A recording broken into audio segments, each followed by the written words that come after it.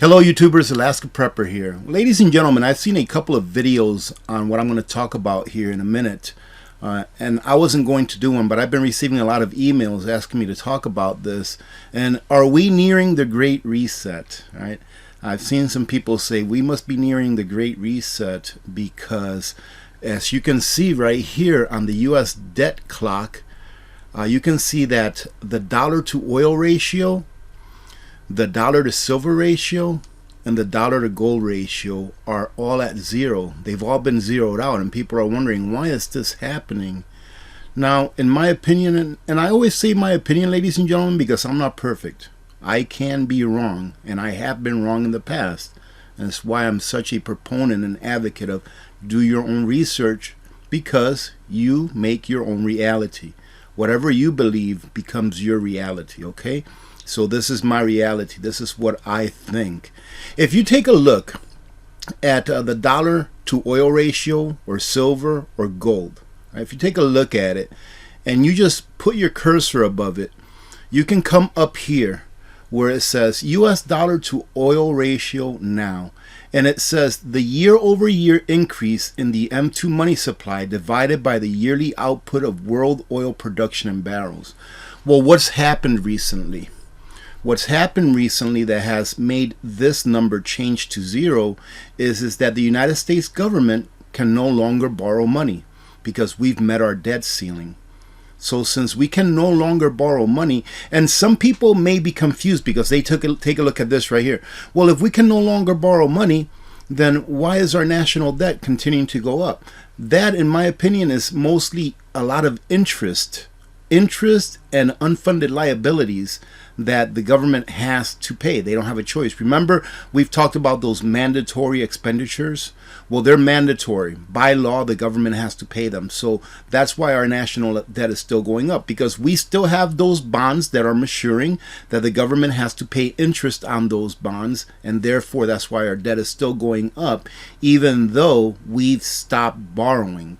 So since the number of dollars being put into the system has stopped, or new dollars, the number of new dollars has stopped because we can't borrow anymore. See, this right here is the M2 money supply. This is what they're talking about there, the number of barrels of oil or ounces of silver or ounces of gold that have been produced compared to how much money has been put out in the system, the M2 money stock. And you can see here that it's dropping. Why? Because the government can't borrow any more money. They can't borrow any more money and flush the system with it. So we are on a downward trend, and that goes to show why so many businesses are laying off people. I talked about this in the past and said that this year in 2023 there's going to be an incredible amount of layoffs, and I didn't just say that here a week or two ago when they started happening. I've been saying this for months now, that in 2023 we were going to have an incredible number of layoffs. People are going to lose their jobs. We are definitely going to be in a technical, I guess you can say, whatever they call it now, recession, if not depression, sometime this year. And although the dollar amount in the M2 supply is going down here as per this chart, inflation will still continue to rise, because look at how much money there is in the system compared to just what, a year, 2 years ago. Compared to 2 years ago, there's an additional, what, roughly an additional a little over $1 trillion in the system alone of new money. And all of that new money still hasn't been realized in the price of goods. So inflation will continue to go up as unemployment goes up, as well as the cost of living obviously goes up as well.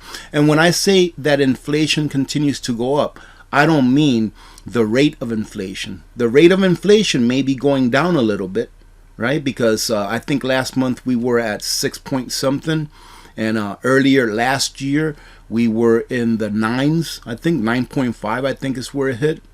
So the rate at which it goes up may be slowing down, but it will still continue to go up respectively with prices of goods, because all of that inflation, i.e. money creation that's been put into the system, is still out there, and it is still waiting to find a home. So if you take a look at silver, it's the same thing with silver that is assessed with oil. And if you take a look at gold, it's the same thing with gold that is assessed with silver and oil. I believe this is because the government can no longer borrow and create fiat currency, i.e. money, out of thin air. Once the debt ceiling is lifted, you will see these numbers start to go back up. But let me show you something right here that's even more interesting, in my opinion, than the numbers here, than the dollar signs being at zero. Right? Take a look at the paper to silver ratio right now. It stands at 401.53. AP, what is the paper to silver ratio? Well, there are two silver markets really. There is a paper silver market and there is a physical silver market. And what this means is that for all of the paper that represents silver that is out there, they call them ETFs, I think futures. I'm not very updated on all the terms and everything, but for all of the paper contracts that are floating out there in the interweb, a person goes and says, all right, I want to buy a contract, a paper contract of silver.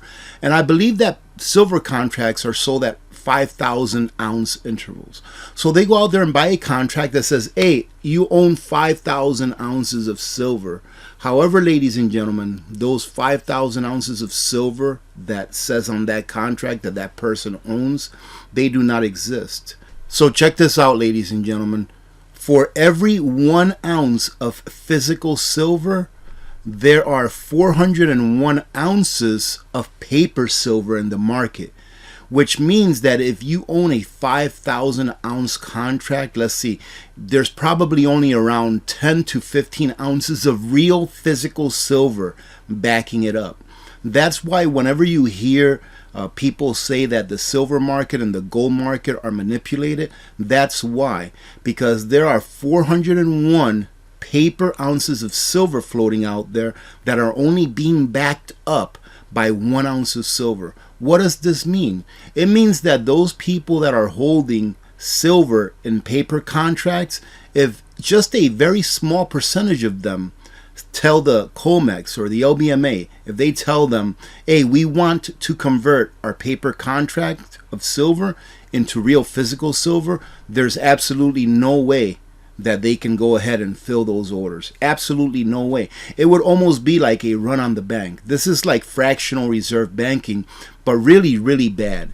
Because when you look at it, they only have 1 ounce of physical silver backing up 401 promises. Think about it that way. That paper contract signifies or represents a promise that you will receive 401 ounces of silver for what really exists, for only that 1 ounce of silver. It's impossible that they can ever fulfill those contracts. That's why we say that the price of silver is very manipulated, because the price, the spot price, is made up of the numbers of contracts and not physical. So obviously the more silver, i.e. the more gold that there is out there, that the machines that come up with the price think there is out there, the less that it's going to cost. And look at what a big difference this is. 401 to 1. Incredible. Same thing with gold, but not as bad. But of course, gold is a lot more expensive. I think that gold contracts are in 100 ounce. Correct me if I'm wrong in the comments. I think they're 100 ounce contracts. So for every contract that promises someone who paid for that contract, who paid for 119 ounces of gold, and has a piece of paper saying, I own 119 ounces of gold on paper, there's only 1 ounce of gold backing it up.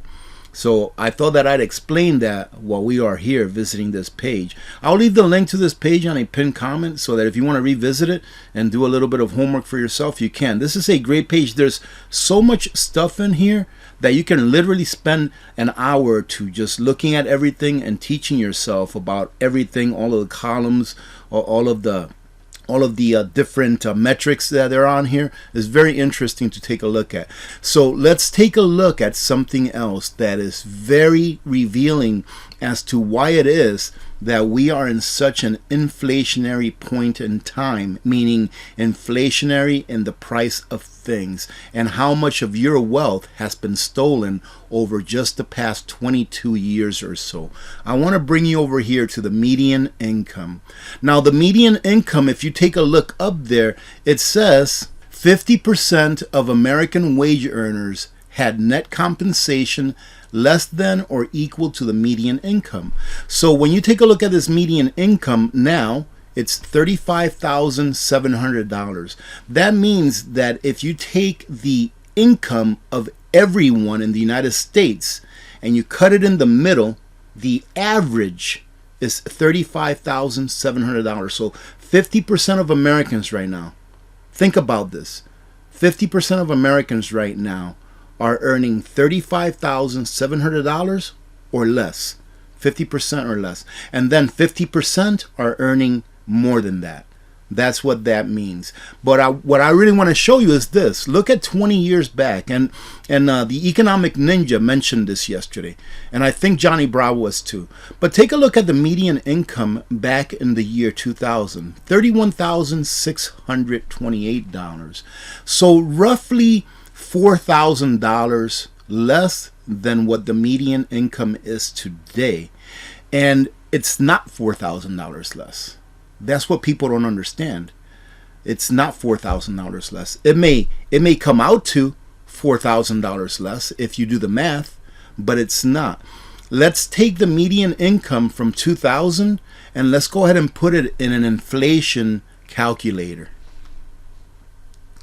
So here's our handy dandy US inflation calculator, ladies and gentlemen. So this is using their numbers, and we always know that their numbers when it comes to inflation is understated. But we're going to go with it because this proves the point just as well as if we use the real inflation numbers. So take a look right here, inflation calculator, and we went ahead and put in the year 2000, which is where we got the number 31,628 for the median income. And then we bring it all the way to the end of 2022. All right. And if you hit calculate, it comes out to $53,751.99. What that is saying is that if you wanted to maintain the same standard of living that you were maintaining in the year 2000, earning $31,628, that today you would have to be earning $53,752, which is, by their calculations, which is 70%. Do you understand now why there are so many homeless? Do you understand why there are so many people on entitlements, like SNAP, welfare, rental assistance, and all that kind of stuff? This is why, ladies and gentlemen, because the value of the dollar has been diminished to such a point that we are actually going backward instead of going forward. We are literally going backward as far as our standard of living goes. And the last thing that I want to cover on the debt clock, ladies and gentlemen, goes back to how I was saying on the last couple of videos I think that I've done, that we do not need to raise the debt ceiling. And this is why.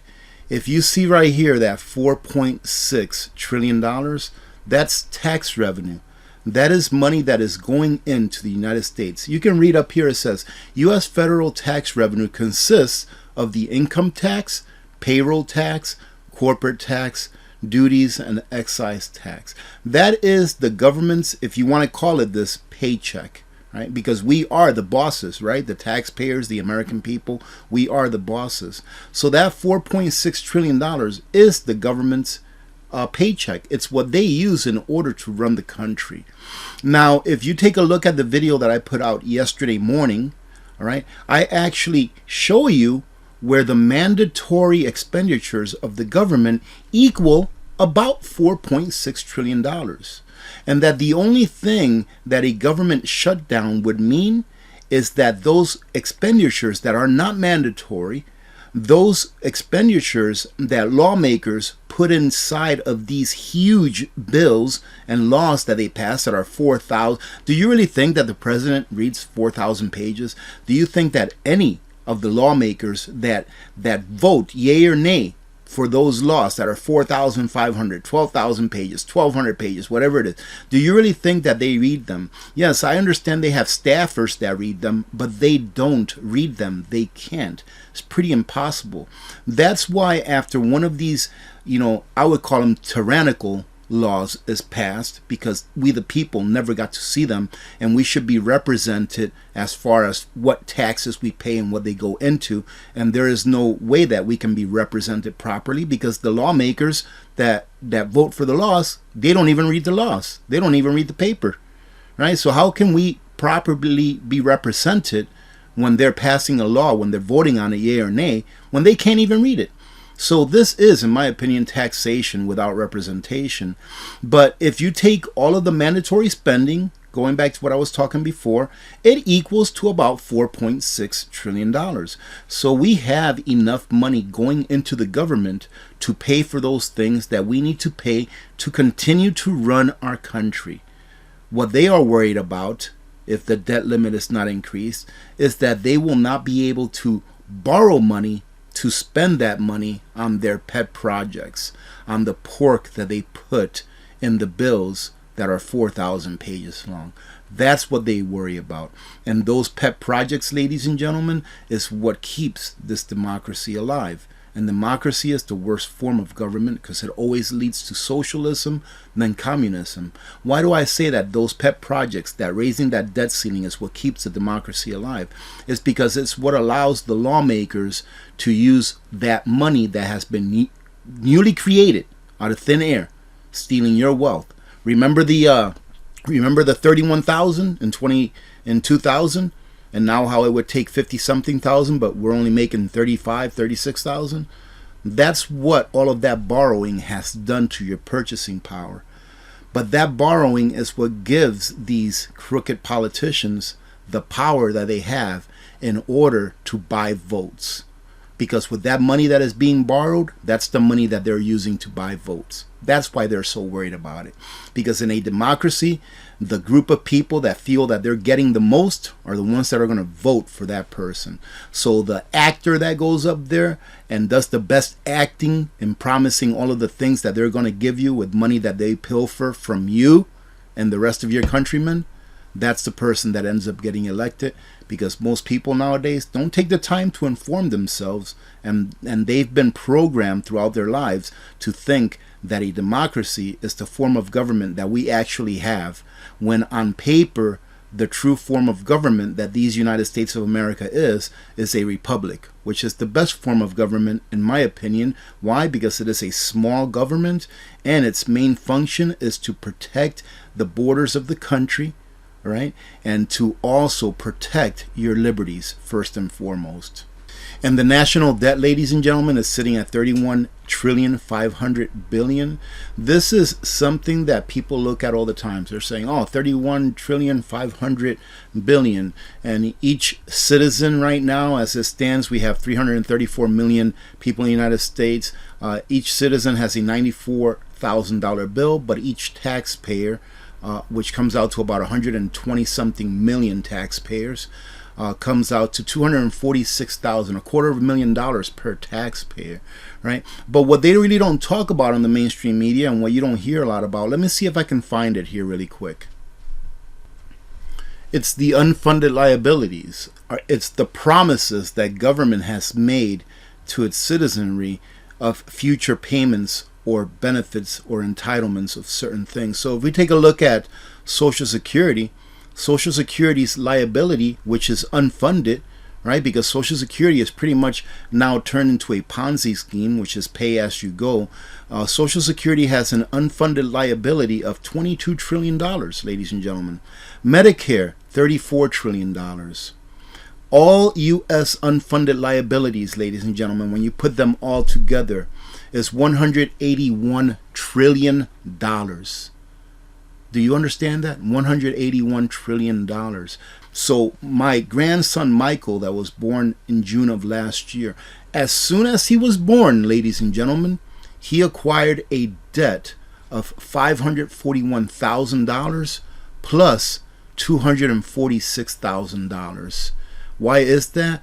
Because This debt was designed that it would never be paid off. It could never be paid off. All we can do is pay the interest on it if we're lucky.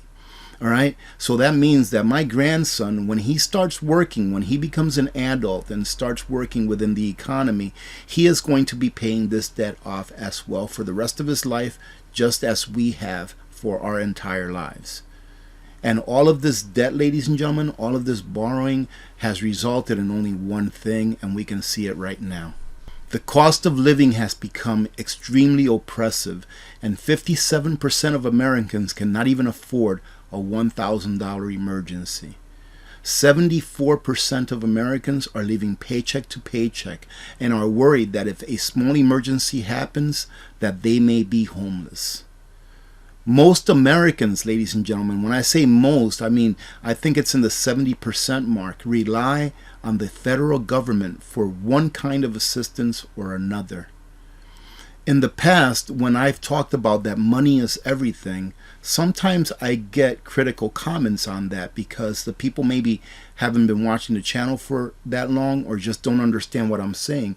When I say that money is everything, is look at what the government has done with money. And it's not even money. That's the reason we are in the state that we are in, is because we have allowed the government to get away with printing their own money, with making their own money instead of using God's money, which is a tool that keeps government in check. But they can't be kept in check as long as they are allowed to continue to borrow, to continue to promise things that can never ever be repaid. That's why I'm so passionate about talking about finances, the economy, because the economy or the money that government uses, be it fiat currency or real money, it's one of the pillars that makes a government good or bad. The other pillar, in my opinion, this is my opinion obviously, the other pillar is the morals. So if you have a government that has a foundation that has bad morals and that has bad money, that foundation you will find within your lifetime that is made out of sand. But if you have a government like a republic that was supposed to be put there to stay small and protect your God-given rights and protect the country against foreign invasions, if you have a government like that that has good morals, that has good money, sound money that they cannot abuse by overprinting, or they can't print it at all, that's the point. Sound money that they cannot print at all. I received an email earlier today, and I forgot the quote exactly, but they sent me a quote of someone saying that the government can't print gold. And that is the point.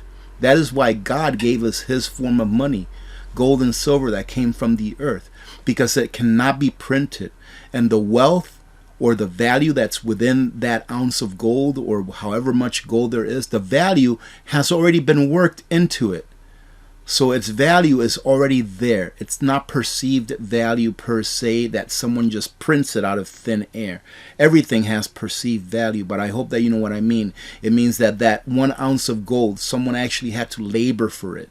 Someone actually had to go and invest in equipment to mine for it. Someone had to melt it, refine it, mint it. Whereas with fiat currency nowadays, it just takes a few strokes of a keyboard and you have $1 trillion, or in the case that they're talking about now, to try to get, over this debt ceiling crisis, I guess you can call it, that's going on, that's what they call it, they're going to mint a $1 trillion coin. Ladies and gentlemen, it comes down to money and how money is used. And unfortunately, the system by which we are governed now is run by people that love money more than they love humanity. So they created their own money. If you have a neighbor, if you have a family member, if you know someone who's elderly or someone who's disabled that you know is going to be affected by the cutting off and or lowering of the SNAP entitlements here coming in February, I do believe. If you can, ladies and gentlemen, do what you would like someone else to do unto you if you were in their position. Try to help them. All right, try to help them or try to find them some help. All right, because that's what you would want someone to do for you. Millions to see food stamp payments decrease after February federal agency says. And not only will millions see their payments decrease, but there's also going to be a lot also that will be completely just taken off of it. All right, ladies and gentlemen, so I'm not going to say whether I agree or disagree. I'm not going to get into that discussion. However, if you do know someone that can use some help and you can afford to help them, then do what you would like them to do for you, should you be in their position. Excuse me. All right, having said that, I hope that you have a good start to your week. Thank you very much, ladies and gentlemen, for all of your support. I do appreciate every one of you. If you think that this has any value whatsoever, share it with someone you love. And of course, have a great rest of your week. Be safe. God bless every one of you. God bless America. I'm Alaska Prepper. I'm out.